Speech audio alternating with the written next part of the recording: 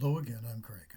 So, this is part two of our exploration of music, which is the phenomenological object of the third form of modern hermeneutics. Okay? Music seeks to help us transcend our general lot, uh, move the extra mundane into the mundane sphere, and generate a sense of collective, not just consciousness of the other or of something greater than ourselves, but also to generate a sense of sympathy uh, on behalf of others, that we're all experiencing apparently the same kind of thing when we encounter specific works of music or perhaps even music in general. Okay, this is the traditional argument. We're going to dig into that, and we're going to do so by way of phenomenology and its interface with hermeneutics. And there are several motifs that we can discern when music performs itself, which is a bit of an odd title, but that's the title I'm going to give this little segment. How does music perform itself? There's sort of three ways that it does so. Let's kind of explore those together today. So, with music, we are immediately able to discern these phenomenological motifs. Okay? Futurity in the face of anxiety. Okay, so let's dig in just for a second there. With music, there's a sense that we are, what is made available to us, if you will, is a sense that someone somewhere or other has thought about the future. Right? If they didn't, they would not have created the work in the first place. Art in general, perhaps, you could say the same thing about it. But here we're concentrating specifically on music. So, and somebody performs it in the moment, yes, but then that memory of that performance stays with you. And that memory is oddly not just of a past event, the performance itself and you being there, but carries us into the future and does so together with everyone else who's seen that particular performance in whatever venue. In the same way that some people will say, it's a bit of a hackneyed phrase now that this or that pop soundtrack was the soundtrack of my youth or the soundtrack of my life or whatever band it might be. What else does it do? That's the first thing. The bracketing of the worldly, and Husserl uses the term hyletic. Okay, when he refers to this kind of material normative realm that is supposed to be bracketed by his phenomenological reduction. Okay? So we're bracketing out the mundane. Music takes us away from the day to day. And there's also another thing that it does phenomenologically. Okay? It presents to us this dialectic. It uplifts an unspoken feeling as experiential beyond the narrated culture as historical. So it favors experience over history. We're going to take a look at all three of these things. Okay? So it is this very kind of beingness, as generalized Mitsein, being with which Heidegger moves a further step from Dilthey's hermeneutic historicality. Remember that Dilthey took the second step in generalizing modern hermeneutics. Now it's time for Heidegger to take the next step. Experience, in its uninterrupted rawness, washes over us in a total fashion. It presents itself as its own gestalt, and our encounter with it places over against this wash our own total being, as well, for the moment, uninterpreted. Music is a refracted gestalt of the being of the world. Let me repeat that. Music is a refracted gestalt of the being of the world. Why is that so? We feel it in its wholeness before we understand its aspects through some kind of analytic lens or reflection upon its themes, motifs, melodies, and even leitmotifs or archetypes. Leonard Bernstein's Norton lectures of 1973 represent a grand and perhaps also a tad grandiose manner of analyzing music through both its structure and its recent history of form. But before any of this takes place, and indeed, in order that we can come to any understanding of music at all, we must feel its complete presence as a call to the very conscience of our being there. Recently, the new director of the Paris Opera, very prestigious sort of musical venue, if you will, venue for the arts, said he wanted people to feel and then understand. Feel first, understand later. Okay, and I noticed that when the BBC reported it, and I thought, yeah, that's really what this process is about. It's an experiential process, and then it is a phenomenological process. Okay? Aesthetic works in general perform such a call, and one could argue that we encounter a painting in whole cloth or a sculpture, or, though much less so, a poem or work of prose. Even so, music moves, and therefore moves us in a uniquely sophisticated way. We may follow a melody as if we were following a line or a curve in a sculpture, and we may decide that this series of notes, gathered up in the Aufheben of its sonic gestalt, defines the piece, like some kind of theme, if you will, or leitmotif. In a way, a striking torsion does for this sculpture, or the fullest presence of a palette, or even single color, does for a painting. Beyond these similarities, once again, in music, it is the extended frame of the aesthetic work that takes us to further limits than other forms of art can do. Let us then, one at a time, explore how Heidegger's phenomenological hermeneutics, remember, this is the third form of basic modern hermeneutics, not only works well with music, in the same way as does Dilthey's work with the visual arts, and of course Schleiermacher does with text. Each is, and in its own most, even if each of the four major modes of modern hermeneutics may be applied to any worldly phenomena, more on this in the conclusion, yes, when we get there, we will thence find that futurity, bracketing, and the experiential, these are the three phenomenological motifs that we're going to take a look at, all contribute most intimately and in mutual imbrication with our interpretation and further understanding of music. Let's take a look at futurity first. Futurity in the face of anxiety balances the false consciousness with the presence and, more importantly, the encounter with art in general. For Heidegger, anxiety is the impetus to being ahead. Taking the more familiar road for the moment, imagine that I have a goal in mind, perhaps a time when I seek to achieve such a goal. Alfred Schutz, Heidegger's student who reoriented phenomenology toward the social world first and then later on to the life world, speaks here of projects of action. These are calculated phantasms, which in our mind's eye plan ahead in order that an envisioned goal can become reality. Now, in philosophy, we use the term phantasm as a waking kind of daydream, a calculated conscious daydream oriented to a project of action. It's not just daydreaming for the sake of it, okay? And certainly it is not like popular culture might use the term phantasm as in the horror film. They have, in the meanwhile, a reality all of their own, okay? Akin to the vision we are presented with by the composer. A slice of a nearby and familiar world, but one which would not exist at all had we not listened to this or that musical work. During the phantasmatic process of a project of action, I first visualize what I want to achieve, and then the means by which I can do so. I then may detail each step along the way, from where I stand now to where I see myself being if and when I reach my goal.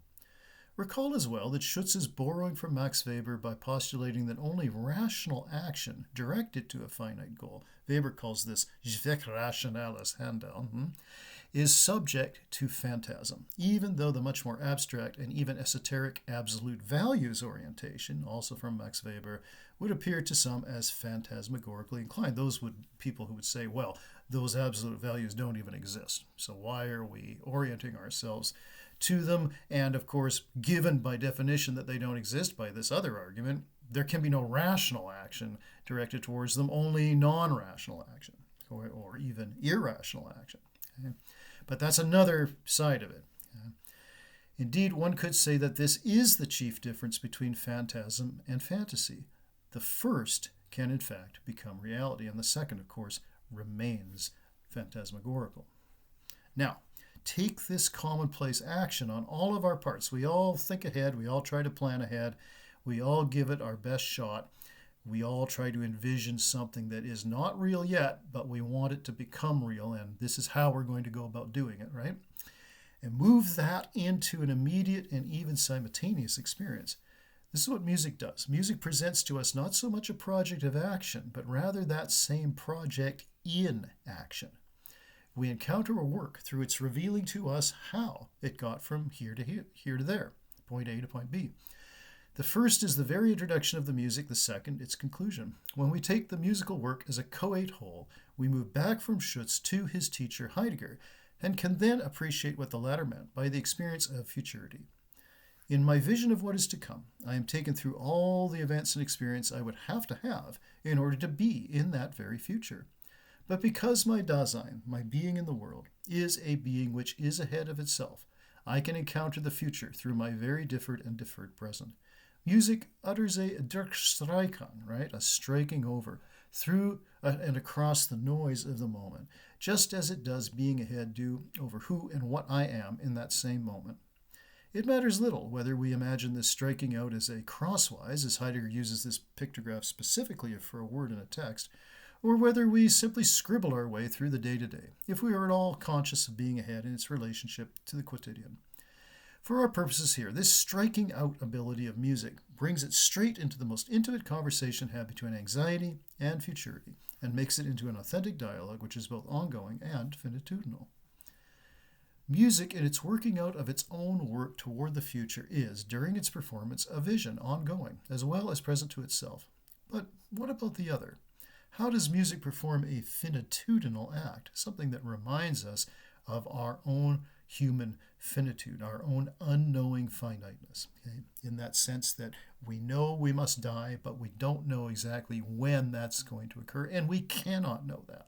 Okay? Otherwise, as the philosophers argue, from Plato onward, nothing would get done at all. So this takes us to our second aspect of Heidegger's phenomenological hermeneutics. Here, however, instead of going forward in discursive chronology to Schutz and then doubling back, we move in the opposite direction, back to Heidegger's own mentor, Edmund Husserl. Generally regarded to be the founder of contemporary phenomenology, Husserl not only came up with the idea of bracketing, but also followed through regarding its effects. Music is a paragon of hyletic bracketing, that to be found in what he referred to as the phenomenological reduction. The hyletic or material world of social relations and of objects as they appear to our everyday sensate is placed to one side, in order that we begin a studied perusal of the forms and ideas that backdrop them, and thus have given them an incipient existence. Heidegger famously, of course, reverses Husserl's decision to this regard, stating that existence precedes essence. In music, we find such a confluence of the both of these two crucial and early philosophical conceptions that it is difficult to tell them apart. And that is as it should be. It is the thinking version of the kind of thing Sir Simon Rattle relates occurred to him at age 8 when he first heard a Mahler symphony. He felt, this is an interview from Sir Simon Rattle, he felt like he had been turned inside out, okay? That his insides were suddenly all available to view. And then he says that this was exactly the right feeling to have in fact felt, kind of aesthetic vivisection, if you will. This is futurity, okay? But when faced with the finitudinal, we know that we have some kind of future, but we don't know exactly what kind it is, nor, importantly, how long that future will exist. We are beings ahead, but there are limits to that being ahead. And that this is what Rattle experienced. Dasein in its being ahead must become resolute. This is another of one of Heidegger's key elements of our being, since we also know that where we are headed includes our ownmost deaths. This is of the utmost precisely because it is of the ownmost. The utmost, in this sense, is also one's ownmost. Music performs a reduction then, not only because it takes us out of the this world through presenting its ongoing and detailed project of action, which we've already talked about, from incipience to conclusion, it also uplifts our being with a view to transcendence, bringing the Husserlian line back into the mix. This then is the third of the phenomenologically inclined interpretive vehicles which music places before us. From the Husserlian bracketing, we take again to Heidegger's sense that Dasein does not indwell in its ownmost being the noetic realm. I am not a being of essence before existence after all, and music discloses this to me in a manner that no other art form or text can do.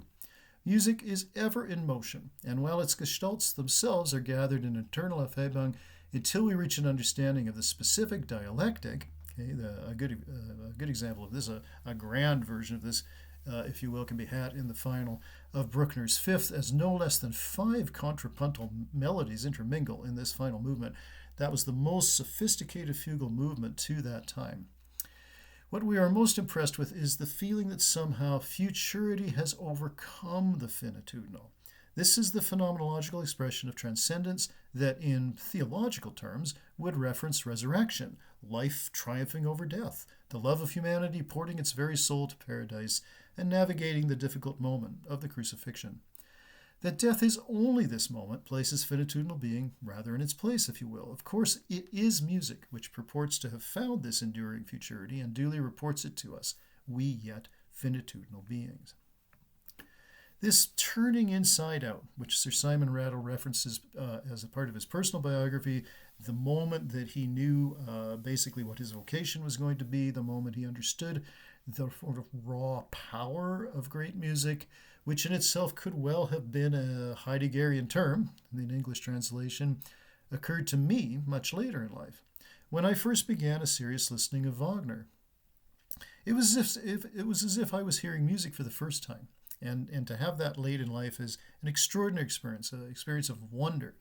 I also experienced a transcendence, not only of the mundane, as Wagner is well known to imbibe in phantasmagorical elements in his mythic retellings, but more profoundly of that very existence, which Heidegger reminds us comes before any encounter with the essence of things, but as well, moving away from his mentor. Husserl acknowledged the beforeness of existence as that constituted the very thing which needed bracketing in the first place. Okay? So for Husserl, existence was something that we needed to kind of put to the side if we were going to get at the essence of things. Not so for Heidegger. So here, in Heidegger stating that existence has a prior quality to it which does not rely on anything of the essence in order to be in the world. Yes, and though the world in its worlding reveals its own essential quality, it, too, is neither form nor idea, as it would have become after the original reduction is itself performed. Music is itself capable of this reduction. As soon as we hear it, a new world is opened up. Indeed, many have described their experience with music, especially as performed by legendary artists, as having the entire universe opened up. I remember one interesting biography where somebody was attending a concert by Isaac Stern for the first time that they had ever heard this legendary violinist play, and that was their very phrase. It was as if when he started playing, it was as if the entire cosmos had opened up. There was another note, speaking of Bruckner, and I don't know whether it was the 5th or the 8th symphony, but there's a YouTube comment where that same phrase is used. It is a bit of a cliche now, of course, you sort of opened up the entire universe, and yet it still has that profundity about it. So somebody was saying, okay, I listened to this, I heard Bruckner for the first time, etc., and the whole universe opened up. The whole universe is contained within this one symphony, that kind of thing. So, if we began with the confrontation between anxiety and futurity, passing through the act of bracketing the mundane world, this is the Alfred Schutz's version of the reduction, applied in multiple realities analysis, for instance, and concluded with the ability of music to transcend along that x-axis, which we've talked about in earlier episodes, in that the narrative history, or indeed the structure of discourse, is placed to either side of the musical experience, we begin to understand Heidegger's hermeneutics itself. In it, interpretation no longer tarries alongside, his phrase, our indwelling, and music immediately presents itself as an in-handedness and never something merely at hand. Its process is thus a model for Dasein's self-overcoming and its Gestalt, a model of the same. Finally, music as being is had by way of its immanence. This is I-M-M-A-N-E-N-C-E, okay? Immanence, or fullest presence, rather than something which is about to happen to us, as in the immanent, which is a more familiar word, right? I-M-M-I-N-E-N-T. Throughout an experience of a musical work, what is disclosed to us are the elemental aspects of Dasein's encounter with itself.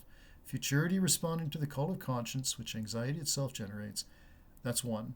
Placing to the side of the everyday world in order to wonder at this new vision of the composer. Two. And as the novel uplifting of these two theses, which are not necessarily in opposition to one another, but yet require their own dialectical affects, their own Aufhebung. As the transcendence of historical narrative and discursive structure, the both. Music is thus both a performative version of the phantasm detailed, but as well the same completed. In this, it not only inverts the usual temporal logic. By myself, of course, without music, I must actually live the days from mere plan to full reality, from point A to point B. It inverts our very being, in Simon Rattle's sense, by placing what is of the own most into view, and thereby disclosing ourselves as beings both of finitude and yet as well all which overcomes it. Thank you again.